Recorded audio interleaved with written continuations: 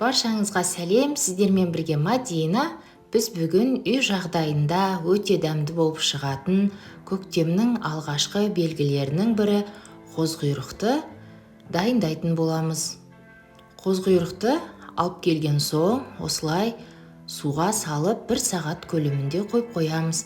Астындағы қыртыстарының арасының бәрінде топырақ болады. Сол топырақтың барлығы жібіп түсу үшін.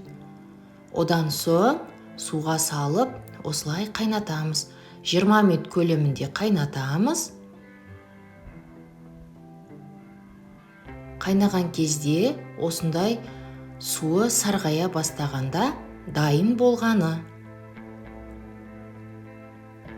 Қайнатып суытып алғаннан соң осындай бөліктерге бөліп тураймыз. Үлкен емес, кіші емес, орташа көлемде мен осындай бөліктерге бөліп турадым. Табамызды қыздырып, майын құйып, қозқұйрықтарды салып қуырамыз.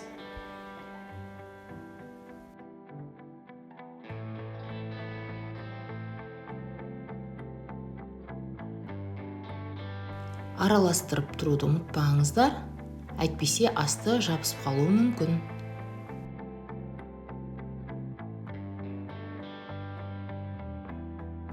Әдем болып қуырылып жатыр.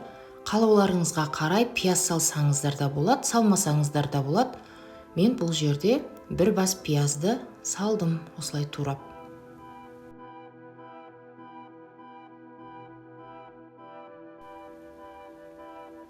Картопымызды саламыз. Бұл жерде мен 4 картопты майдалап турап, жұқалап салдым. Картоптың санын көбейтсеңіздер де, азайтсаңыздар да болады, қалауларыңызға қарай. Жарты ас қасық көлемінде тұз саламыз. Бетін жауып, бұқтырып қуырамыз.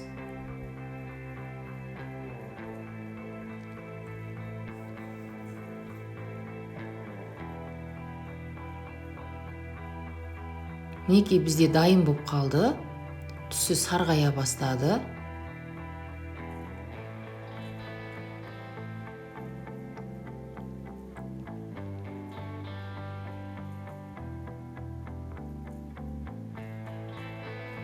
Біздің қозқұйрықтарымыз дайын болып қалды.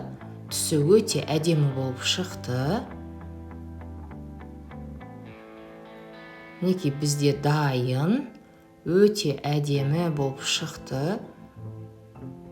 Сап-сары әдем болып шықты. Бұл жерде ыстық болып тұр. Мінекей байқасаңыздар, өте әдем болып қуырылып шықты. Сіздер де үй жағдайында өте дәмді әрі пайдалы жақындарыңызға, балаларыңызға осылай қуырып берсеңіздер болады. Өте тез әрі оңай жасалады. Каналымда бұдан да басқа рецепт түрлері бар. Қарап, лайк басып, комментарий жазуды ұмытпаңыздар.